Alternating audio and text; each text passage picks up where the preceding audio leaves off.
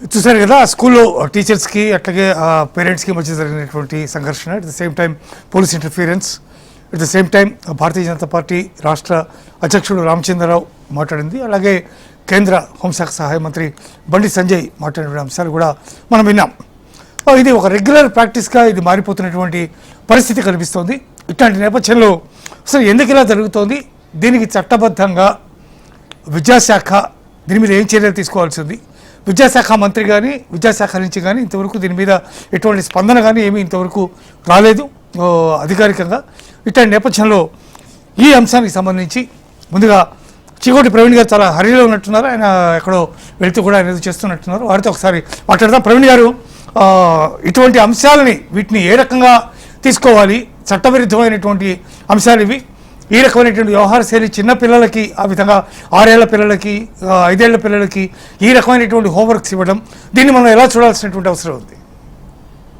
ఎలా చూసేది ఏముంటదండి, ఎప్పుడు కూడా హిందుత్వంపై దాడిని ఇట్లాంటి ప్రభుత్వాలు ప్రోత్సహిస్తాయి. గతంలో కూడా బీఆర్ఎస్ ప్రభుత్వము హిందుత్వంపై దాడిని ప్రోత్సహించారు. ఈ ప్రభుత్వం అయితే కంప్లీట్ గా మాది కాంగ్రెస్ పార్టీ ముస్లింల పార్టీ అనే ఓపెన్ గా పలు సందర్భాలలో వాళ్ళు చెప్పడం జరిగింది. అంటే హిందువులను దొక్కే ప్రయత్నము, ముఖ్యంగా ఇందులో ఒక అధ్వానమైన విషయము, ఒక నీచమైన విషయం ఏంటంటే పసిపిల్లలని, చిన్న పిల్లలకు వాళ్ళకి ఏమీ తెలియదు, వాళ్ళని కూడా వేరే మతం వైపు మరి తిప్పే ప్రయత్నము కొన్ని మతోన్మాద శక్తులు చేస్తుంటే, మరి గవర్నమెంట్ గతంలో చాలా, ఈ గవర్నమెంట్ వచ్చినాక, ఈ ప్రభుత్వం వచ్చినాక చాలా సందర్భాలలో మరి ఇట్లాంటి ఇష్యూస్ జరిగినాయి. ఎక్కడ కూడా కఠినమైన చర్యలు తీసుకోలే. ఇవాళ అక్కడ అట్లాంటి ఇష్యూస్ జరిగినప్పుడు కఠినమైన చర్యలు తీసుకుంటే ఇట్లాంటి ఇష్యూస్ మళ్ళీ ఫర్దర్ గా కావు. కానీ గవర్నమెంట్ ఎంతసేపు ఎంఐఎం కి ఒత్తిడికి లోనై మరి ముస్లింల కంప్లీట్ గా ముస్లింల పాలనలే ఉంది ఇక్కడ. టోటల్ కాంగ్రెస్ గవర్నమెంట్ అనేది ముస్లింల గవర్నమెంటే. సో వాళ్ళ పద్ధతులని మా చిన్నపిల్లలపై రుద్దే ప్రయత్నం చేస్తారు. ఇదే సేమ్ నిన్న ఆటో విషయం జరిగింది. ఒక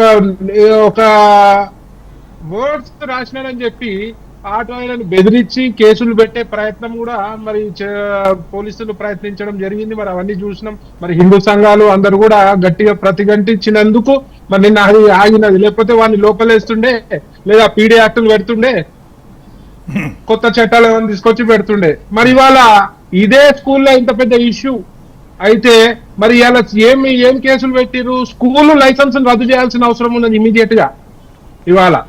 అది కాకుండా వాళ్ళేదో నామమాత్ర చర్యగా స్కూల్ యాజమాన్యము టీచర్ ని సస్పెండ్ చేయగానే వాళ్ళంతా ఏం కాలేదు, అంత యజమాన్యం ఎంత ఈజీగా తీసుకుంటుంది అంటే ఏమీ జరగలేదని. మరి ఇదే మన స్కూళ్ళల్లో మరి భగవద్గీత వాళ్ళ పిల్లలకు నేర్పిస్తే మరి ఊరుకుంటారా? ఇవాళ ఓవైసీ వస్తాడు, వాళ్ళ చెంచగాన్లు వస్తారు, ఎమ్మెల్సీలు వస్తారు, ఎమ్మెల్యేలు వస్తారు.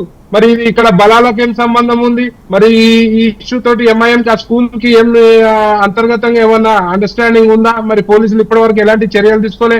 మేము పీస్ఫుల్ గా ప్రొటెక్ట్ చేయలేకపోతే మా నాయకులని, హిందూ సంఘాల నాయకులని అందరినీ కూడా ఇవాళ హౌస్ అరెస్ట్ చేయడం జరిగింది. మరి ఎక్కడి నుంచి న్యాయం ఉందండి ఇది? అదే ఏరియాకి చెందిన వ్యక్తిగా నాకు తెలుసు అక్కడ ఏమేమి జరుగుతుందో. మద్రాసాలలో విపరీతంగా మత బోధన జరుగుతుంది. మరి ఆ మత బోధనపై నిఘా వ్యవస్థ ఏం చేస్తుంది? ఎక్కడ కూడా ప్రాపర్ నిఘా లేదు. హిందువులు మాపై నిఘా ఉంటది, గోరక్షకులపై నిఘా ఉంటది. మరి ఇట్లాంటి వాటిపై ఎక్కడ కూడా నిఘా లేదు. పోలీస్ వ్యవస్థ ఫెయిల్యూర్, ఇది కంప్లీట్ గా గవర్నమెంట్ ఫెయిల్యూర్. ఇట్లాంటి సంఘటనలు జరిగినప్పుడు గట్టి చర్య తీసుకుంటే పునరావృతం కాకుండా ఉంటది.